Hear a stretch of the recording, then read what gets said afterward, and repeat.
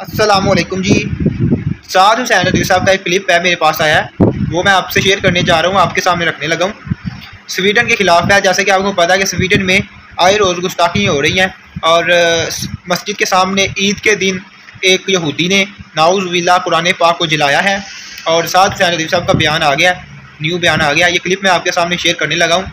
आपने किस तरह फरमाया कि कुरान पाक की हिफाजत किस तरह करनी है, ये छोटी सी डेफिनेशन मैं दे रहा हूँ, आगे आपको सुन लें। अल्लाह वारिस नहीं है और ये कुरान जिसको अल्लाह ताला ने ला रैब भेजा है दुनिया में, इन्ना नहनु नज़्ज़लना ज़िक्र व इन्ना लहू लहाफ़िज़ून, इसका माना ये भी है कि मेरे बंदे, कुरान ने बार बार कहा है क्या है मेरे बंदो, तो इससे मुराद ये है कि जब अल्लाह हिफाजत कराएगा तो अपने बंदों से ही कराएगा ना।